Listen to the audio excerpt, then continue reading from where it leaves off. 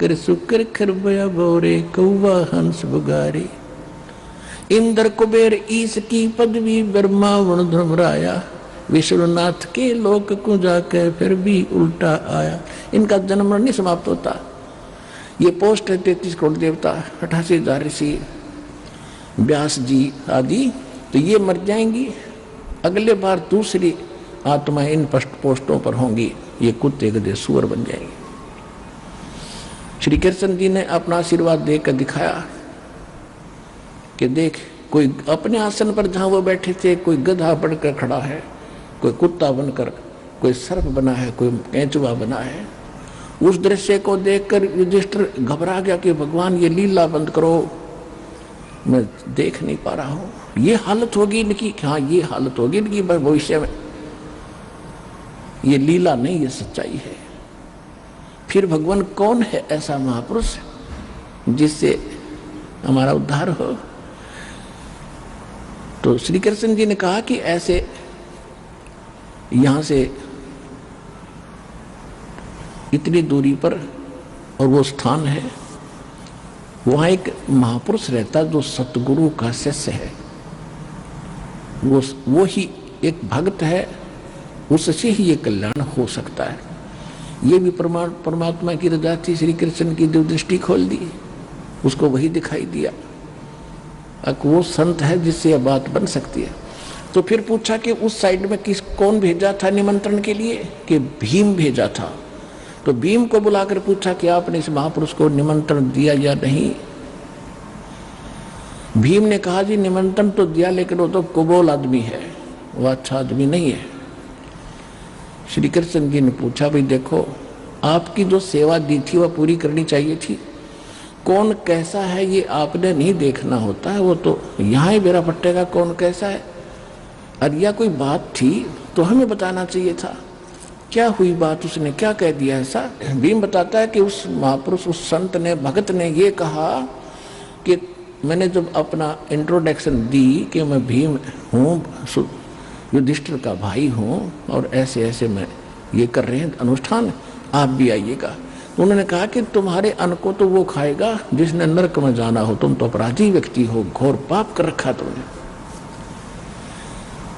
श्री कृष्ण जी को मालूम था कि यो विपलवान है, इसने भी कुछ बकवास जरूर करी होगी। तो आपने क्या उत्तर दिया? कि मैंने ये उत्तर दिया कि यदि मुझे भगवान का डर ना होता, मेरे भैया से मैं बहुत शर्म करता हूँ, नहीं तो तुझे मैं यही समार देता, तेरा मुंह तोड़ देता। ऐसा कुबोल बोला उसने। श्री कृष्ण जी ने कहा देखो, साधु संतों के साथ इस तरह बोलना भी पाप है। तूने एक अपराध और कर लिया। भले आदमी, तुम इतनी संकट के अंदर खड़े हो आज, और उसने कौन सी झूठ बोल दी? अपराधी हो तभी तो तुम इतना दुख हो रहा है, नहीं तो नहीं होता ये, और उसके बिना ये हो नहीं सकता। मुझे बताना चाहिए था, चले मेरे साथ, उसके बिना यह बात बढ़े। अब तो उनके जमीन छोटी पड़ गई थी, उनको कह रहे बीड़ी धरती होगी, और कोई हो नहीं रहा संकट जो का 2 करोड़ अरबों रुपये खर्च भी हो लिए, अब मरता क्या नहीं करता, बिग्गी बिल्ली बढ़कर। और वो भी साथ साथ श्री कृष्ण जी बोले चलो मेरे साथ। 5 पांडव, 6 कृष्ण जी, और रथ लेकर के वहां पहुंचे। एक योजन यानी 4 कोस की दूरी पर रथ छोड़ दिया। रथ पीछे पीछे आ रहा है और 5 पैदल चल पड़े। और उस दिन क्या हुआ कि सुदर्शन जी ने ये बात जाकर बताई अपने गुरुदेव करुणामय अर्थात परमेश्वर कबीर जी से कि भगवान भीम आया था और ऐसे ऐसे कह रहा था, मैंने तो उसको मना कर दिया। परमात्मा बोले बहुत अच्छा किया बेटा, न जल का मर जाता, इतना पाप है उनके ऊपर। तो ऐसे अन्न को खाना नहीं चाहिए। अब परमात्मा बोले वो फिर आएंगे भाई, क्योंकि उनका काम तो बनना ही नहीं है, बनना ही यहाँ से है, वो तो हमसे ही बनेगा। और बेटा अवश्य आएंगे, फिर भी वो आएंगे, ना करके तेरे पास माफी मांगेंगे, वो देख लेना जब उनका काम बनेगा। अब सुदर्शन ने सोचा भी ये तो फिर दुखी करेंगे, वो तो वहां से छोड़ के झोपड़ी और भ्रमण पर निकल गया। मैंने भी इस दिन के लिए उधर से वो आ रहे थे, परमात्मा ने अपनी महिमा बना के रखनी थी, अपने भगत की इज्जत रखनी थी और अपनी भक्ति की टेक रखनी थी, इज्जत रखनी थी, जनता में जनाना था कि हमारी भक्ति ऐसे ऐसे फल सबसे ताकतवर और श्रेष्ठ है। खुद सुदर्शन रूप बनाकर अपने शिष्य का झोंपड़ी में बैठ के जाकर अपनात्मा अध्यात्म मार्ग के अंदर एक ऐसी परमात्मा की रजा होती है, उसमें किसी को बताने की आवश्यकता नहीं पड़ती ये कितनी कौन पोस्ट है या कौन व्यक्ति है, कौन पुरुष है, कौन सिद्ध है। अपने आप ताकतवर के सामने वाला अपने आप झुक जाता है। जब श्री कृष्ण जी वहां आए तो परमात्मा बैठे थे झोपड़ी में आसन पे। श्री कृष्ण जी ने मुकुट समेत प्रणाम किया। श्री कृष्ण जी दंडवत प्रणाम कर रहे हैं तो सारे पांचों पांडवों ने भी करना था, क्योंकि वो तो फंसे पड़े थे। पहलवान ने भी प्रणाम किया, दंडवत प्रणाम किया। फिर खड़ा होकर के श्री कृष्ण जी ने कहा कि हे परवरदिगार, ये युधिष्ठिर है, ये इसके सब भाई हैं, इन्होंने एक यज्ञ किया है, इनको आपत्ति आई है, आपको निमंत्रण देने आए हैं, आपको ले लिवाने के लिए आए हैं। आप चलिए हे सिरजनहार, इनका उद्धार करिए, इनके यज्ञ में चलिए, इनका कल्याण हो जाएगा। साधु संत से ही होता है कल्याण। तब परमेश्वर ने कहा सुदर्शन रूप में कि भाई देखो महाराज जी, आप त्रिलोकीनाथ रहे, मैं एक गरीब आदमी झोंपड़ी वाला, आप तो समर्थ हैं, आप सक्षम हैं, आप तो लीला कर रहे हो, आप भी तो कर सकते हो। श्री कृष्ण जी बोले नहीं, जिसका काम उसी को साजे और करे तो मूर्ख बाजे, ये तो आपसे होगा। भगवान परमात्मा ने कहा, सुदर्शन रूप में बैठे थे, कहा कि भाई मैंने इस पहलवान से बताई थी मेरी शर्त पूरी करो।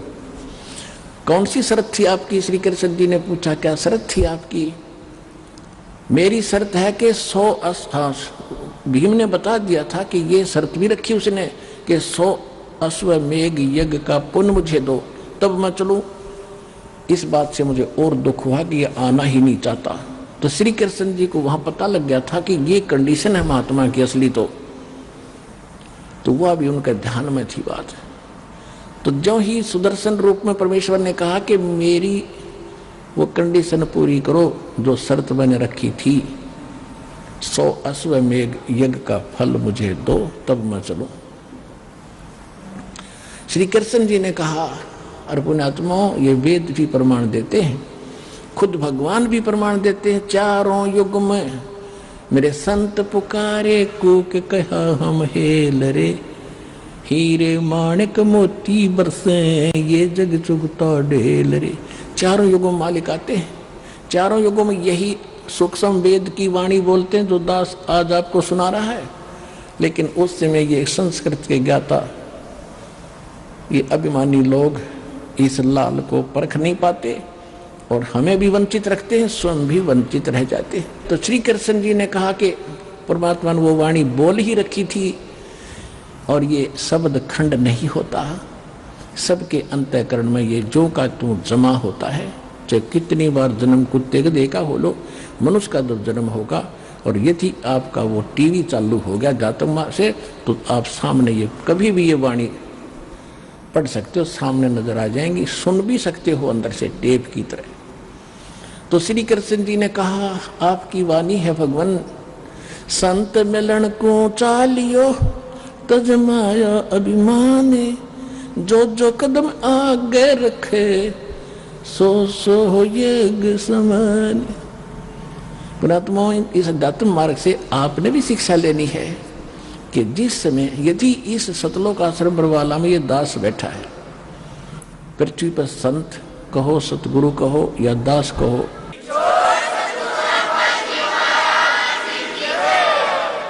जिसके पास वो अनमोल खजाना है जो किसी के पास नहीं है, इससे वो अनमोल खजाना प्राप्त करने की विधि कैसे है? संत मिलन को चालियो तजमायो अभिमान, जो जो कदम आगे रखे ओ हे यज्ञ समान। अब जैसे आप यहाँ आते हो, अपने पद अपनी ताकत, अपनी ऊंची जाति, सम्मान, पद, इसको भूल के आया करो, यहाँ मत लेके आया करो। ये बीमारी है, ये तो रोग है भयंकर इस जीव के लिए। यहाँ तो एक दास बनकर आओ। जैसे बच्चा विद्यालय में जाता है, बच्चे कितने बड़े अधिकारी का है, किसी राजा का है, किसी का है, वहाँ तो एक साथ पढ़ता है, एक जैसा बैठता है, और बच्चे उसको खुरकाते धमकाते, इधर बैठ, चल इधर बैठ। वो उसमें कभी कंप्लेंट नहीं करता अपने माँ बाप को जाके, वो मुझे धमकाता था, वो मुझे खुरकाता है, वो बच्चों की तरह ही रहता है।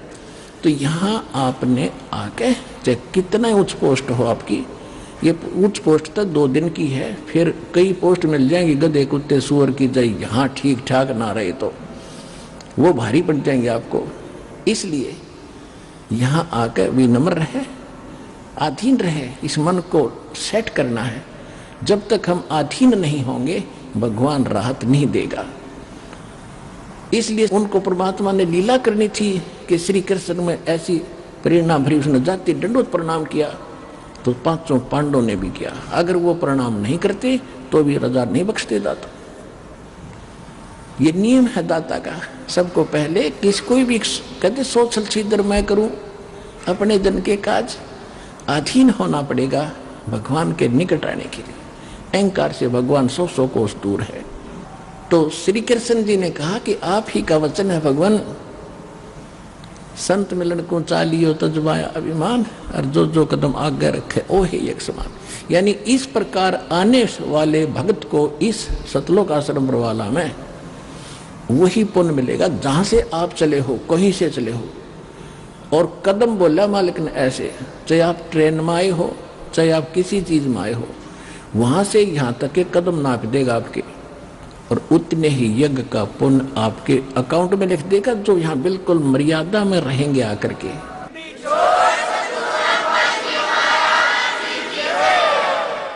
और उस एक यज्ञ को करने के लिए उन पांडवों ने शास्त्र विधि का मनमाने ढंग से अरबों रुपये खर्च किए, तो भी सफल नहीं हुई वो यज्ञ। और वो पुण्य आपको यहाँ आने वाले को मर्यादा में विनम्र भाव से, निष्कपट भाव से और सीधा साधु भाव से रहकर दर्शन करने से, सत्संग सुनकर जाने से लाभ हो जाता है।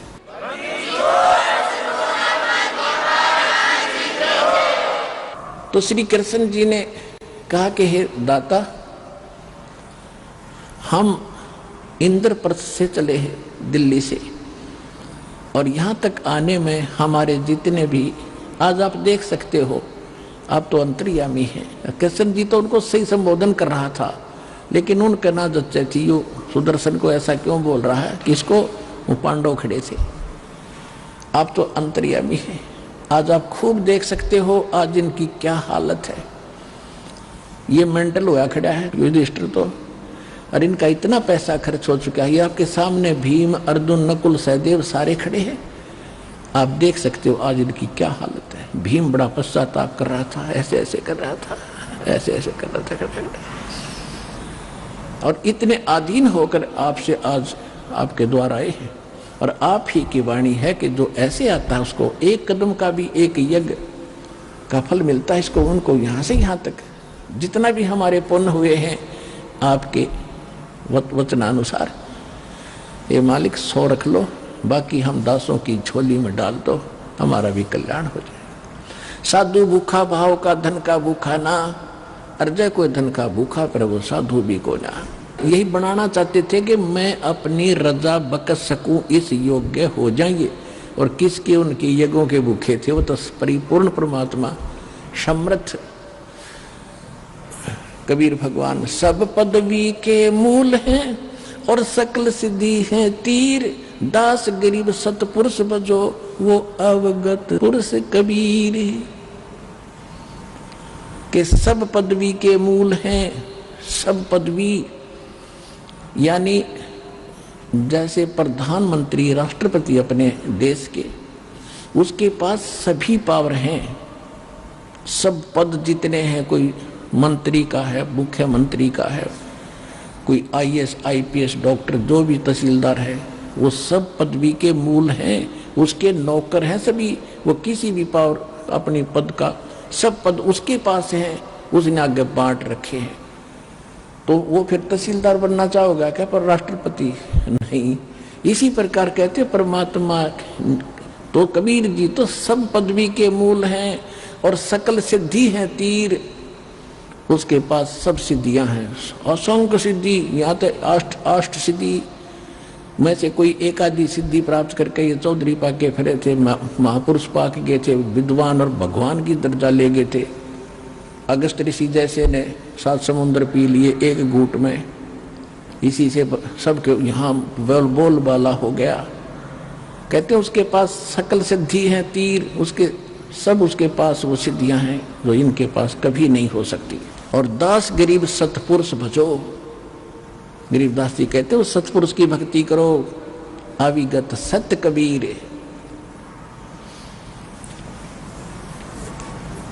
अब इस बात से प्रसन्न होकर परमेश्वर ने कहा ठीक है मैं चलता हूं। खूब आधीन देख लिए। जब भीम गया था ना पहली बार, उसने बकवास करी थी, उससे पहले वो स्नान करके आया था एक तालाब में, बहुत बड़ा तालाब था। और उस समय भीम की भी हाइट लगभग 30-40 फुट की थी द्वापर युग में। और जब उसने उस तालाब में स्नान करने के लिए सुबह सुबह गया तो उसके पैर नहीं टके थे, गोते मार मारना था। तो तब परमात्मा ने उस भीम से कहा कि पहलवान इधर आए, कहा जी, जो तन्यों खड़ा था पहलवान भीमसेन। उस दिन क्या कहा था भीम ने, क्योंकि सारी बातें अब बताएंगे।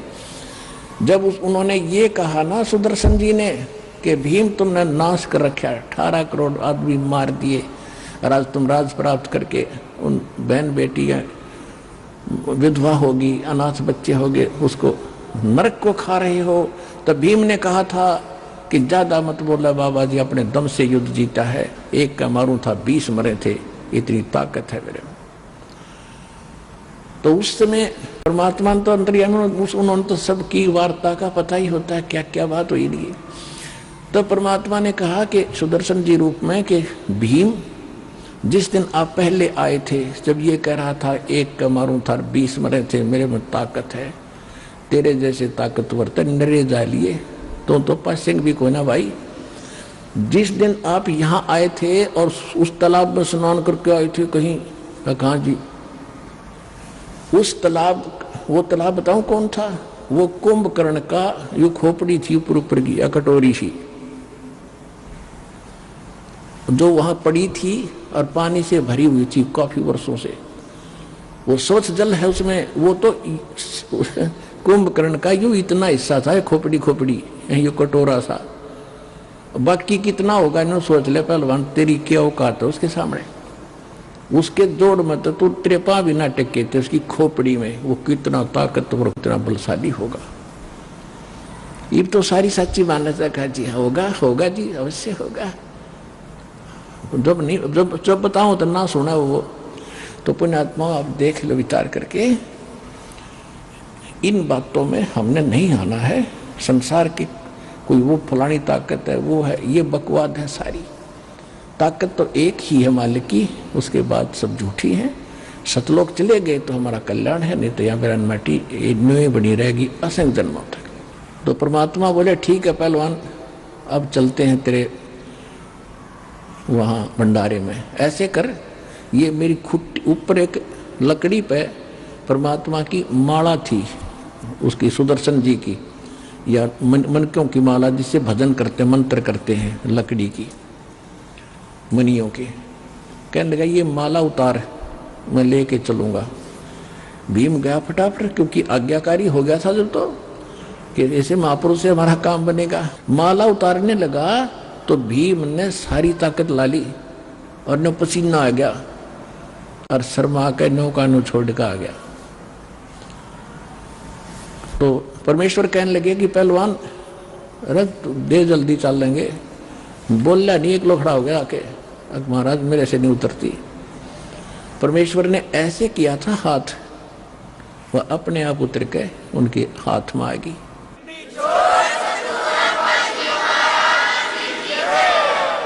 अपने आत्माओं संत चमत्कार नहीं करते, उनसे आपा हो जाते हैं। और ये अगर मालिक ऐसा नहीं करते तो भीम इनका थोड़ा बहुत भ्रम बना रहता। तो वो तो एक ट्रेलर दिखाया था परमात्मा ने, ताकि इनका दिल डटा रहे, वहां तक इनका सब्र बना रहे। और फिर मालिक की वेशभूषा कैसी थी, जंगल में रहने वाले हैं, फटी पुराने कपड़े, धोती लपेट रखी हुई, ऊपर रखे कपड़े उपड़े होते नहीं थे, और पैरों में बुआई फटी हुई, यानी मतलब जैसे काफी दिन स्नान हुए, गांव में ऐसे रहते हैं। इस वेशभूषा बैठे जाता, बाल बड़े हुए, छोटे छोटे दाढ़ी बढ़ रही, तो लेकर चल पड़े रथ में बैठा के। और वहां बैठे 33 करोड़ देवता, 88,000 ऋषि, 12 करोड़ ब्राह्मण, 9 नाथ 84 शब्द। और सभी जब उन्होंने देखा कि ये संत लाए हैं ये, और इससे कहते हैं कि ये शंख बजेगी, तो वो सभी जो उपस्थित थे, वो सभी देवता वगैरह, वो क्या कह रहे थे आपस में कि इनके पाप ही ज्यादा है भाई, ये तो इनको भोगने ही पड़ेंगे, ऐसे थोड़ा ठीक होते हैं। यानी अपने ऊपर दोष कोई नहीं देता कि हमारा ब्यों तो नहीं इसको ठीक करने का, हमारे अंदर अभिमान है ये। तो जब उसको लेकर आए तो सभी ने अपने परने मुंह पर लाकर हंस रहे हैं कि ये बजाएगा इनका शंख, ये भी भ्रम मिट जाएगा इनका। अब श्री कृष्ण जी ने द्रौपदी जी से कहा कि द्रौपदी बहन, ये महापुरुष है जिससे तुम्हारा युग काम बनेगा। नहीं तो सबके, वो तो बहुत दुखी हो रहा था सारा परिवार, काम नो पैसे सारे खर्च लग हो गए और संकट निवारण हुआ नहीं, यो 3 ताप का कष्ट भी ना मिटा। प्रेत बाधा थी धर्मराज युधिष्ठिर को, और वो भी इतना हट्टी। तो द्रौपदी से कहा कि बहन ऐसे कर, श्री कृष्ण जी ने कहा कि बहन बढ़िया भोजन बना, ये महात्मा रोटी खाओगा, भोजन खाएगा तो शंख आपका काम पूरा होगा। और पूरी आत्माओं ऐसी सचिथी में और नहा कर धो कर स्वच्छ तरीके से बड़ा एक आइटम द्रौपदी ने अपने हाथों बनाया, कदे कोई नौकर गलती कर दे और महात्मा ने स्वादिष्ट ना लगे, क्योंकि ये ऋषि रैसी तैसे होया करे, ये ऋषि लोग थे, ये तो न सोच ले सर्प थे, सर्प विषैले, इनकी सेवा में थोड़ी सी कमी रह जा श्राप दे दे, पुण्य तो दूर की बात है, पाप पहले दे दे, लेकिन साधु संत कभी श्राप नहीं देते, साधु संत श्राप नहीं देते, ये तो नकली लोग दिया करते। तो द्रौपदी ने भोजन बना के मैं बनाऊंगी, कहीं कोई त्रुटि ना रह जा किसी नमक मसाले में बनाने में, बना के भोजन नारी नारी आइटम, जलेबी न्यारी, कचौड़ी न्यारी, पकौड़ी अलग से, लड्डू, दही बड़े, हलवा, पूरी, कचौरी सब बना के बड़े से थाल में कटोरियों में डाल के और महात्मा जी के सामने खुद परोसा। अब परमात्मा ने क्या किया, कटोरी तो न्यारी रख दी अलग अलग, उनमें से थोड़ा थोड़ा भोजन डाल लिया, सब आइटम ले लिए थोड़े थोड़े, भी मेहनत करी है बेटी ने, और थोड़ा थोड़ा इतना सा सारा डाल कर थाली में इकट्ठा करने लग गया। अब द्रौपदी ने सोचा था कि महात्मा घास फूस का खाने वाला, जंगल में रहने वाला, ऐसा भोजन बना दिया है, उंगली खाओगा उंगली चाटेगा और 100 जगह मेरी महिमा बांटेगा कि भोजन बनाया द्रौपदी ने, भाई ऐसा भोजन सुना ही नहीं, देखा भी नहीं इतना स्वादिष्ट। अब उसने बनाया तो इस दृष्टिकोण से था, सभी बहनों की यही एक टेंडेंसी होती है कि अतिथि आ जावे तो कोई मेरे बनाए हुए भोजन में त्रुटि ना रहे, कहीं ये बाहर जाके मेरी बुराई करे कि ऐसी बहन थी उसने कुछ भोजन भी ना बनाना है।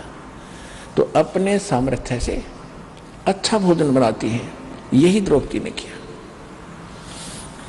जब उसने देखा द्रौपदी ने कि इसने तो सारा ही काम बिगाड़ दिया, सारा गुड़ गोबर कर दिया, सारी इकट्ठी कर दी, टेस्ट नहीं लिया किसी वस्तु का, और मैंने 2 घंटे तक डोमे मांग फुड़वाई, लकड़ी से चूल्हे पर बनते थे आइटम, तो मन मन में बहुत बुरा भला कह दिया महापुरुष के प्रति कि जिसी सकल इसी अकल, शूद्र का शूद्र ही रहा, इसने खाने का भी नहीं पता, ये काहे का शंख बजाएगा, काहे का ये काम पूर्ण करेगा, ये मन बड़ा दुष्ट है, 1 मिनट में काम बिगाड़ देता है। अब वो तो अंतर्यामी थे, द्रौपदी में के बकवाद भारी है, अहंकार था उसके अंदर कि मैं राजा की रानी, मैंने खुद भोजन बनाया, राजेश ने ये क्या कर दिया, कोई खाने का भी नहीं पता इसको, मेरे को एक बार भी ना सर आया। परमात्मा अंतर्यामी थे, अब उसमें वह मरोड़ रह रही थी, अहंकार था।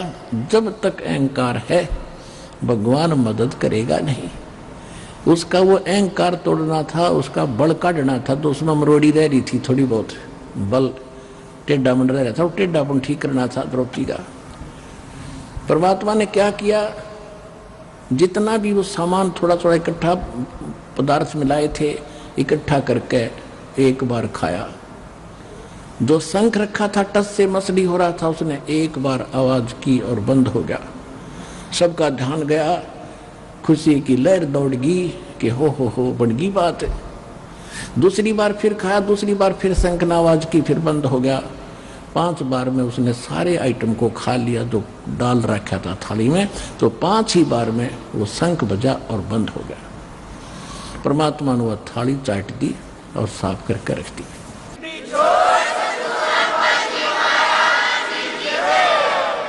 अब युधिष्ठिर ने कहा कि भगवान ओहो निहाल हो गए, हे परमात्मा कहाँ छुपा था ये रुस्तम, ओहो ये तो परम संत हैं, आपने बड़ी दया करी, ये आप ही का आशीर्वाद है इसके ऊपर। कृष्ण जी बोला मेरा आशीर्वाद ना है, ये तो आशीर्वाद किसी और का है, तुमने उसका पता नहीं, ये आशीर्वाद तो कोई और है, ये खुद आशीर्वाद दिखा है मैंने तो, आशीर्वाद नहीं है इसके पास। तो फिर कृष्ण जी ने कहा कि भाई बात सुनो, ये अभी बात बनी नहीं। क्यों नहीं बनी भगवान, क्या बात हो गया? कि इस शंख ने तो बहुत देर तक बजना चाहिए था और इतनी जोर की आवाज करनी चाहिए थी, स्वर्ग लोक में इसकी आवाज जानी चाहिए थी, अभी बात बनी नहीं भाई। अब कलेजा पकड़ दिया युधिष्ठिर ने कि भगवान अब किसको लाओगे बुला करके? श्री कृष्ण जी ने कहा कि भाई कोई बुलाना शेष नहीं है, ये महापुरुष जो बैठे है ना, ये परमात्मा है, खुद ने सोच लो, परम शक्ति है, और इसके एक बाल के बराबर भी ये 3 लोग नहीं है। युधिष्ठिर अपने घर में किसी ने कोई गलती कर रखी है भाई। पुण्यात्माओं देखो, सतलोक आश्रम बरवाला जिला हिसार हरियाणा में सभी भक्त आते हैं और सबको एक ही जैसा आशीर्वाद, एक ही जैसा मंत्र सबको दिया जाता है। एक तो आता अगली बार कूदता हुआ, जी मैं ये ठीक हो गया, मुझे ये लाभ हो गया। दूसरा कहता मैं 5 बार आ लिया, मुझे कोई लाभ नहीं हो रहा।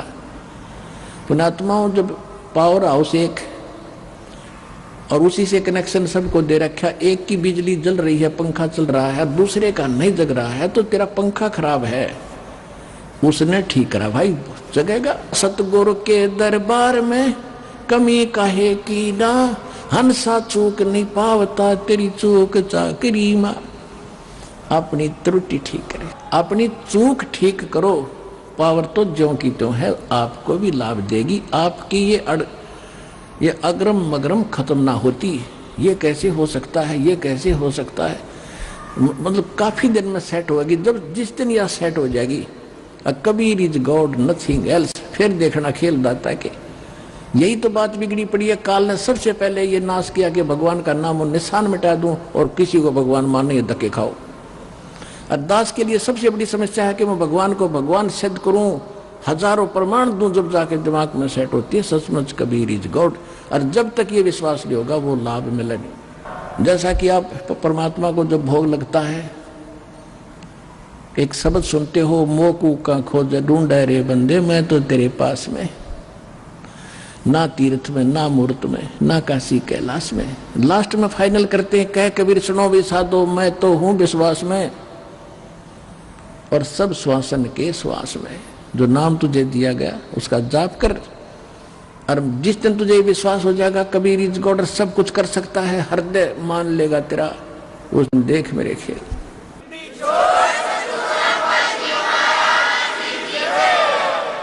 तो द्रौपदी के मन का दोष निकालना था,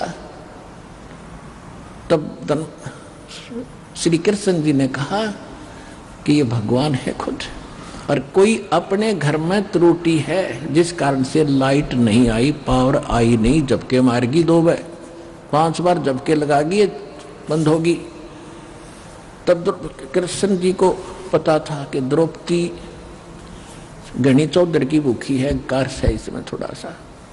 द्रौपदी के बुला के, बहन सच्ची बताना, जब ये महात्मा रोटी खा रहा था आपने इसके प्रति क्या विचार किए? कृष्ण जी भी देख रहे थे, द्रौपदी ने भी देखा थी, वो कभी नो करे थी कभी नो करे थी, बैठी बैठी समझ गए थे कि अब काम बिगाड़े तगी। तो उसने पूछा कि सच्ची बात बता, तूने क्या मन में सोचा इस महापुरुष के बारे में?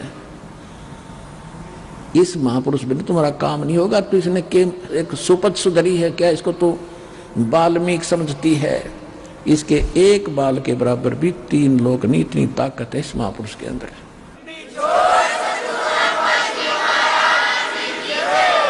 द्रौपदी से कहा, श्री कृष्ण जी ने, कि सच्ची बताना? कि हाँ जी सच्ची बताओ। मैंने किसी नौकरानी का सहयोग नहीं दिया भोजन बनाने के लिए, अपने हाथों भोजन बनाया। ने सोचा था ऐसा भोजन खिला दूंगी महात्मा गुण गाओगा मेरे जाके और उंगली चाटता रह जाएगा। जब इन्होंने सारा इकट्ठा कर दिया, खिचड़ी बना दी, मैंने बड़ा दुख हुआ और ये शब्द बोल दिए कि रहा शूद्र का शूद्र, इसने खान का पता ना पीन का पता है, और ये काहे का शंख बजाएगा, काहे की कार्य सिद्ध करेगा। श्री कृष्ण जी बोले, आपने तो एक पाप और इकट्ठा कर लिया संत के बारे में गलत सोच कर। संत तो किसी तरह रहे, कैसे ही करे, तुमने बकवादों की जरूरत नहीं। अगर आप ही इतने अच्छे होते तो फिर इसको बुलाकर मैं क्यों डाया, मूर्ख हूं क्या मैं? ये सोच लेती थोड़ी बहुत।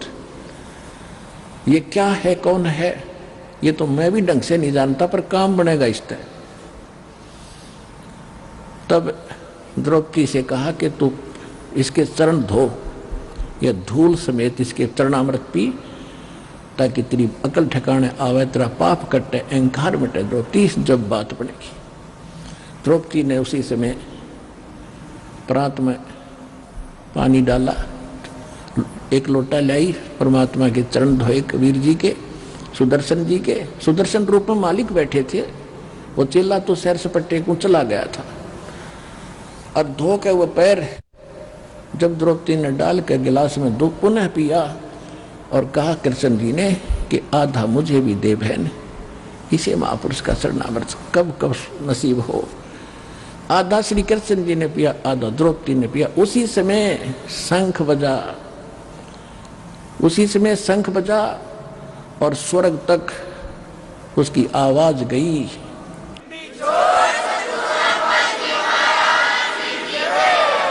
पूरी पृथ्वी पर फलदार वृक्षों के फल लदपद हो गए, फूलदार वृक्षों पर फूल लदपद हो गए।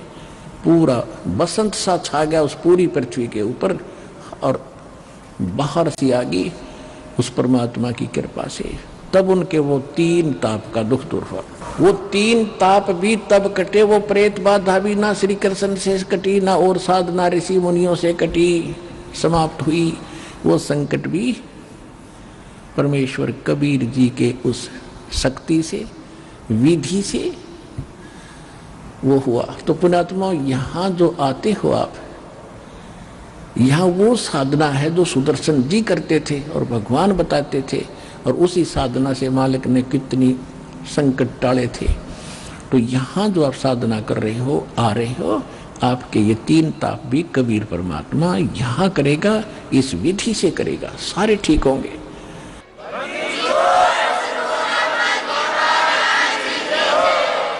उस समय परमात्मा ने 1 घंटा सत्संग किया खड़ा होकर के,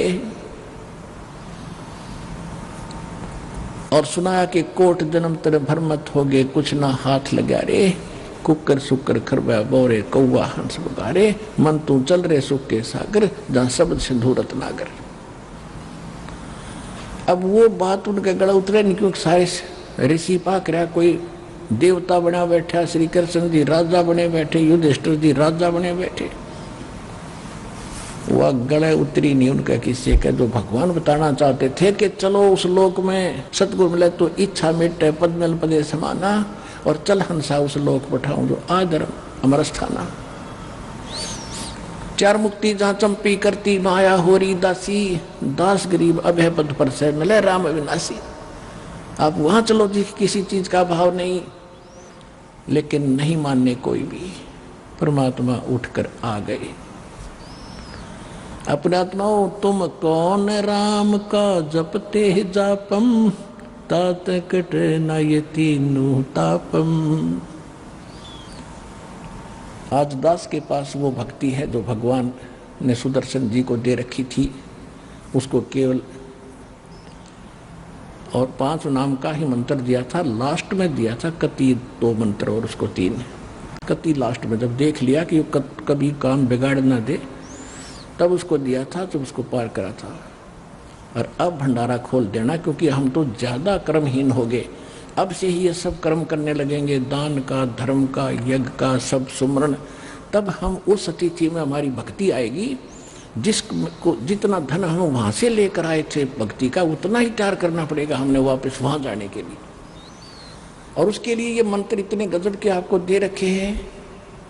सतनाम पालड़े रंग होरी हो, 14 लोक चढ़ावे राम रंग होरी हो, 3 लोक पासे अंग धरो रंग होरी हो, तो ना तुलाया राम रंग होरी हो।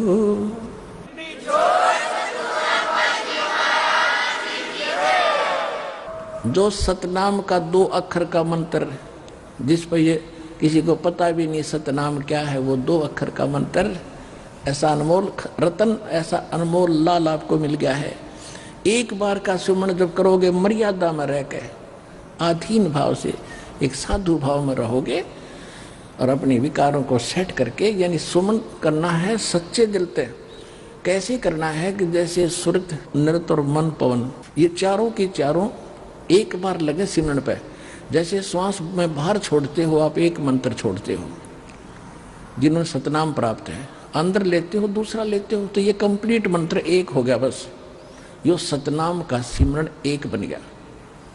और इसने कैसे करना, बाहर क्या छोड़ रहा हूं, उस शब्द के ऊपर सुरत रखा है। ये है शब्द सुरत अभ्यास। और ये क्या करते, नकली कान बंद करके अंदर सुनो कि मैं बाजा है, अंदर तो बाजता रहेगा, वो उससे क्या लाभ होगा हमें। जैसे गवर्नर हाउस के अंदर रेजिडेंस पे अपने आप मीठी मीठी ताल पहले बजाया करते थे कुछ समय, और आजकल तो एक ऑटोमेटिक सिस्टम लगा दिया, वो मीठी मीठी धुन अपने आप बजती रहती है। अगर उस धुन ने कोई सुने, बाहर खड़ा होगा गली में, उसको क्या मिलेगा सुनने वाले को? वो तो कोई ऐसा आदमी मिला है जो गवर्नर से मिलावे और उससे लाभ दिलावे। तो ये सुनने से कोई लाभ नहीं। ये है सुरत और शब्द अभ्यास। कैसे? जो शब्द यानी मंत्र आपको दिया है, जब वो बाहर उच्चारण करते हो तो उसका सांस के द्वारा थोड़ा थोड़ा उच्चारण महसूस होता है, पता लगता है बाहर कौन सा बोल रहा है। तो उसके ऊपर ध्यान रखे कि मैं कौन सा मंत्र बाहर छोड़ रहा हूं, उस पर ध्यान रहे आखिरी तक। जब तक दूसरा फिर चले तो उस पर ध्यान रहे कि अंदर कौन सा मंत्र ले रहा हूं। ये प्रैक्टिस करनी है। इसकी करने से जब भी आप चाहोगे तुरंत शुरू हो जाएगा। और इस पर ये ध्यान भी रहेगा। जब मन चला गया तो सुरत नृत अपने आप रहेगी कि मैं कौन जाप कर रहा हूं, किसका है ये। इतने में ये तीनों चारों चीज इकट्ठी हो जाएंगी। और ऐसे जब अंदर लेते हो, ध्यान रहे मैं अंदर कौन सा मंत्र ले रहा हूं, सुरत रहे उसके ऊपर। तो ये है सुरत शब्द अभ्यास।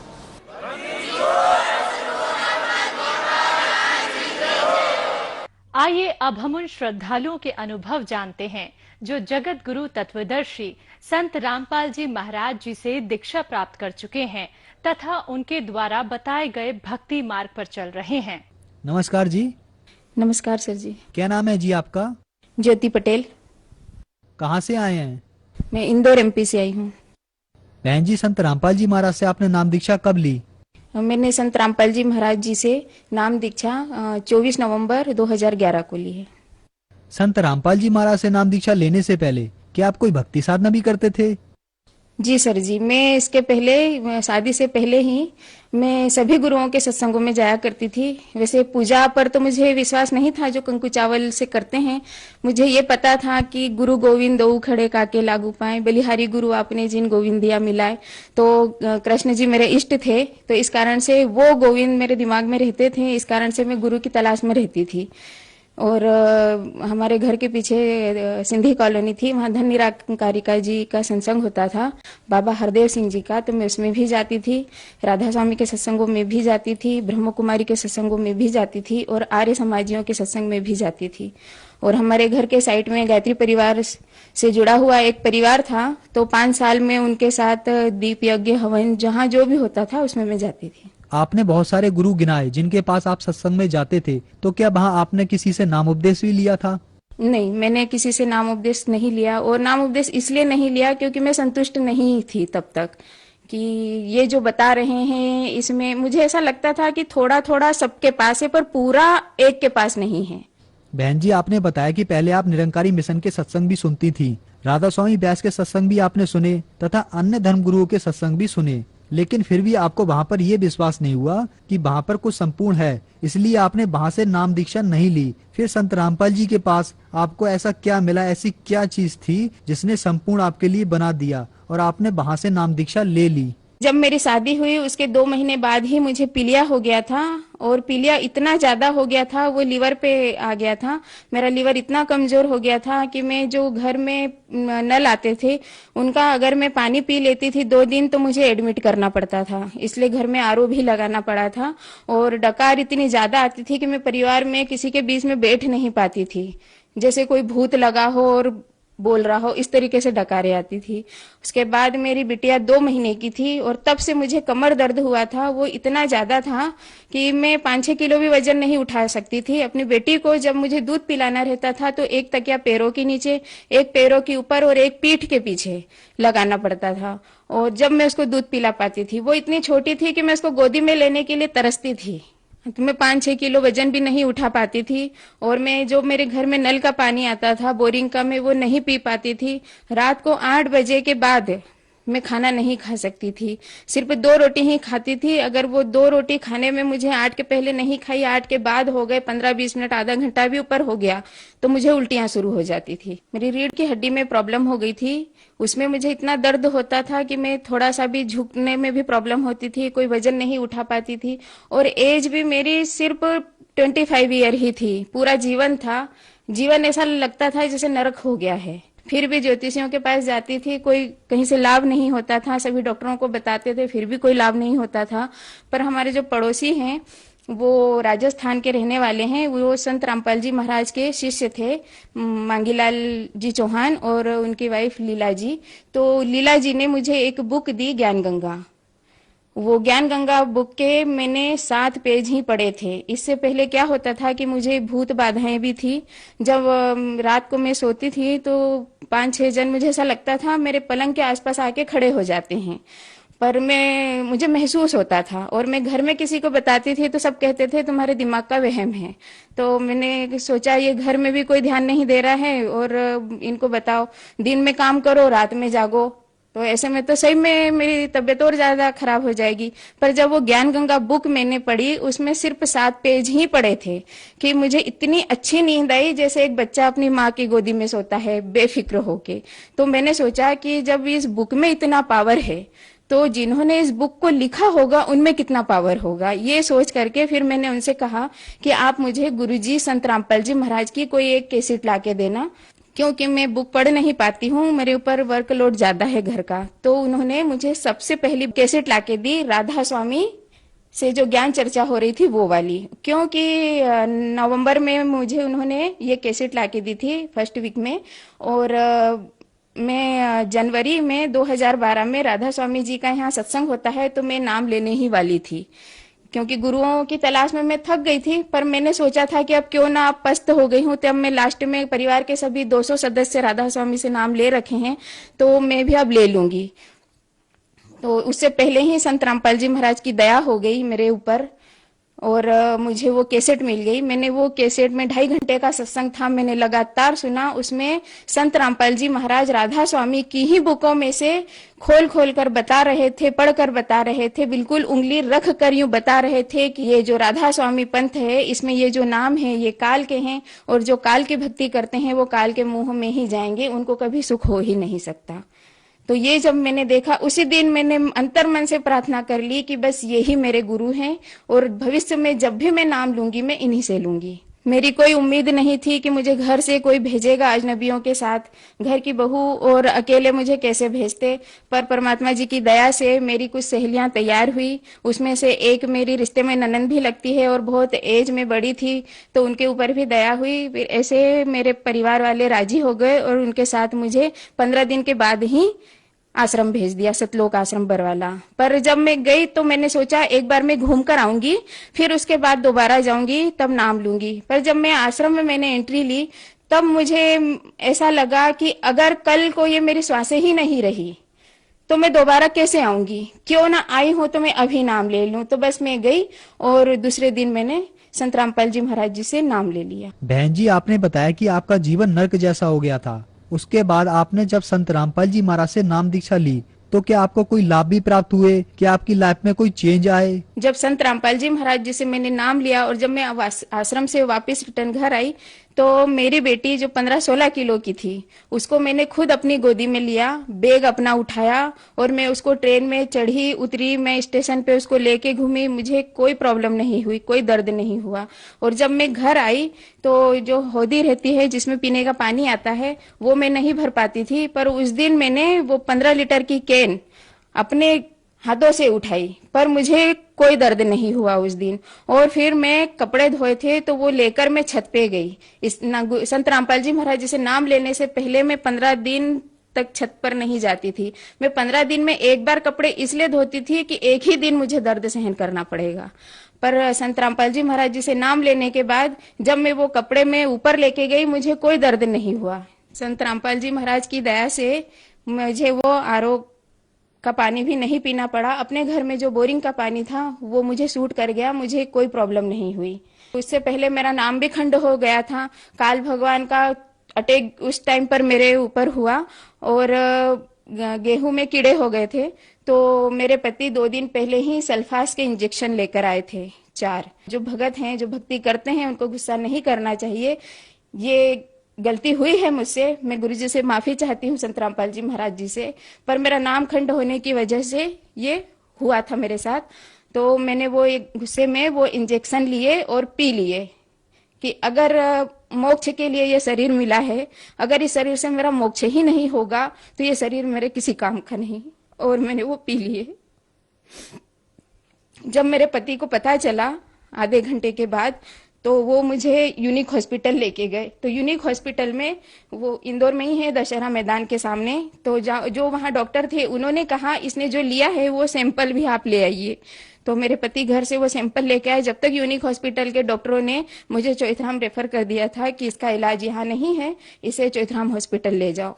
तो जब मुझे चौथराम हॉस्पिटल लेकर गए, उस टाइम तक मेरी शरीर की एनर्जी पूरी खत्म हो चुकी थी, आंखों के सामने अंधेरा छा गया था, पर मेरी जो चेतना थी वो ठीक थी। मैं सबको सुन रही थी, वो क्या बातें कर रहे हैं क्या। जब मुझे चौथराम हॉस्पिटल के आईसीयू बेड पर ले गए, तब मेरी आंखें बंद थी, तो मेरे बेड के साइड में ही डॉक्टर खड़े थे और मेरे पति खड़े थे। तो मेरे पति से कहा डॉक्टर ने कि दूसरी जो पॉइजन है वो अगर 1 लीटर भी कोई ले लेता है तो उसका तोड़ बना हुआ है, पर आपकी वाइफ ने जो पॉइजन लिया है इसका इस पृथ्वी पर अभी तक कोई तोड़ नहीं बना है, इसका विदेशों में भी तोड़ नहीं है। तो अगर आप इसे विदेश ले जाओगे वहां भी इसका कोई तोड़ नहीं है, इसलिए आप इसका इलाज मत करवाओ, ये मरेगी ही मरेगी, ये 100% डन है। आप इसका इलाज मत करवाओ, इसे कोई पैसा मत लगाओ, इसे आप घर ले जाओ। तो मेरे पति ने कहा कि वो जितनी देर जी रही है इतनी देर तो उसका इलाज कर दो, ये कहा। तो फिर डॉक्टरों ने मेरा इलाज शुरू किया। इस बीच में संत रामपाल जी महाराज के पास प्रार्थना लगाई थी कुछ भगत भाइयों ने कि इंदौर से एक माई है, ऐसा हो गया है, उनके साथ पॉइजन ले लिया है। तो तब कबीर साहब का, परमात्मा जी का प्रकट दिवस था। तब संत रामपाल जी महाराज ने प्रार्थना का जवाब दिया कि बेटी को कुछ नहीं होगा। और इस बीच में मुझे एक गलत डोज भी दे दिया था डॉक्टरों ने अंदर। तो वो वहां पर जो काम करने वाले थे, सिस्टर थी, नर्स थे, वो सब घबरा रहे थे। और जब डॉक्टर आए अंदर, डॉक्टर का नाम पीयूष जोशी है, जो मेरा इलाज कर रहे थे, तो उनसे बताया कि इसको जो नहीं चढ़ना था वो दवाई चढ़ गई है। तो डॉक्टर ने कहा कि वैसे भी ये मरने वाली है, टेंशन मत लो, पर बाहर पता मत होने देना। वैसे भी ये मरने वाली है, इसका टेंशन मत लो, जो भी चढ़ गया है। उन्होंने कोई टेंशन नहीं लिया डॉक्टर ने। और वो जो पीयूष जोशी डॉक्टर थे, वो दिन में 2 बार आकर, मैं अगर नींद में मुझे लग जाती थी तो मेरी पांव पकड़कर यूं हिलाते थे और कहते थे तुझे इस सृष्टि पर कोई नहीं बचा सकता। वो डॉक्टर मुझे दिन में 2 बार ये याद दिला कर जाते थे कि सृष्टि पर मुझे कोई बचा नहीं सकता, क्योंकि उनको ये पता था कि मैं मरी हुई ही बाहर निकलूंगी तो बाहर किसी को पता नहीं चलेगा। पर जब 7वें दिन सब डॉक्टरों की टीम इकट्ठी हुई और मेरे पति को बुलाया और कहा, 7 डॉक्टर थे, उन्होंने कहा कि अब 15 मिनट के बाद आपकी पत्नी का लीवर फट जाएगा, क्योंकि इसके लिए हार्ट पूरा खराब हो चुका है, फेल हो चुका है इसका हार्ट, इसका किडनियां खराब हो गई हैं, इसके फेफड़े भी खत्म हो गए हैं और इसका लीवर है, अब 15 मिनट में वो भी फट जाएगा। अब ये 15 मिनट बाद मर जाएगी, अब आप इसे वापस ले जाने की तैयारी करो। तो उस टाइम पर मेरे पति ने कहा अचानक से रोते हुए कि शायद अब इसके गुरुजी संत रामपाल जी महाराज ही इसे बचा सके। तब उन्होंने ये कहा और गुरुजी के पास फिर प्रार्थना लगी। तो संत रामपाल जी महाराज के पास, वहाँ सतलोक आश्रम बरवाला में जो एक नीलेश भगत जी थे, वो पुस्तकालय में सेवा करते थे, उनके पास फोन गया। उनसे सारी बात बताई कि डॉक्टरों ने ऐसा ऐसा बोल दिया है, 15 मिनट बाद ये मर जाएगी। तो नीलेश भगत जी संत रामपाल जी महाराज जी के पास गए प्रार्थना लेकर और संत रामपाल जी महाराज से कहा। तो संत रामपाल जी महाराज ने कहा कि काल ने जो करना था वो कर चुका, अब बेटी के पास मैं खुद जाता हूँ, आधे घंटे के बाद तुम हॉस्पिटल में फोन लगाकर पूछ लेना। और सर जी, ये वो चमत्कार हुआ जो डॉक्टर नो सब ने मना कर दिया था कि 15 मिनट में मैं मरने वाली हूँ। उसी टाइम मेरी वापस जांच हुई और जो रिपोर्ट आई आधे घंटे में वो मेरी सही आई। तब डॉक्टरों ने कहा कि ये चौथराम हॉस्पिटल बना है तब से अभी तक का ये पहला केस है जो ये पॉइजन वाला ठीक हुआ है।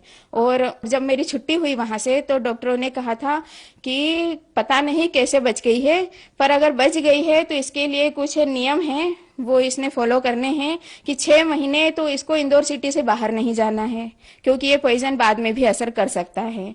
और इसने 6 महीने तक तो ये बिस्तर पे ही रहेगी, 3 महीने तक ये इसको सिटी से बाहर नहीं जाना है।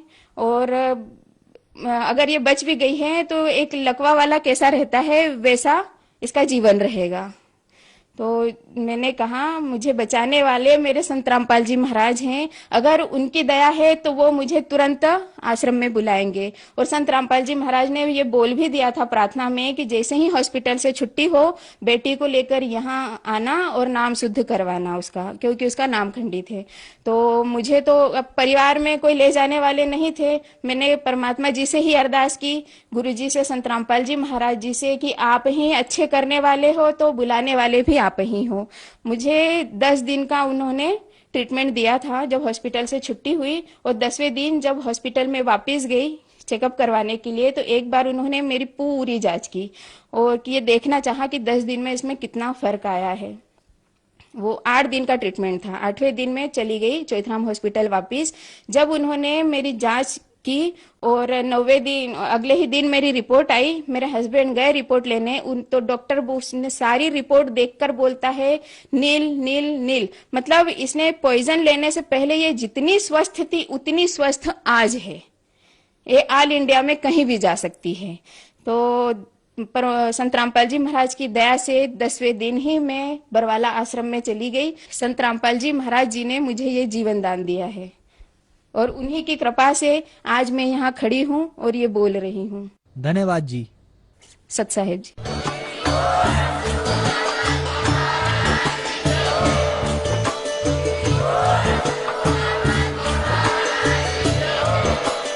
आप सुन रहे थे जगत गुरु तत्वदर्शी संत रामपाल जी महाराज जी के मंगल प्रवचन। अधिक जानकारी के लिए विजिट कीजिए हमारी वेबसाइट www.jagatgururampalji.org। संत रामपाल जी महाराज जी के शुभ आशीर्वाद से पूरे विश्व भर में 500 से भी ज्यादा नाम दीक्षा केंद्र हैं, जिन पर संत रामपाल जी महाराज जी द्वारा ऑनलाइन निशुल्क नाम दीक्षा दी जा रही है। अपने नजदीकी नाम दीक्षा केंद्र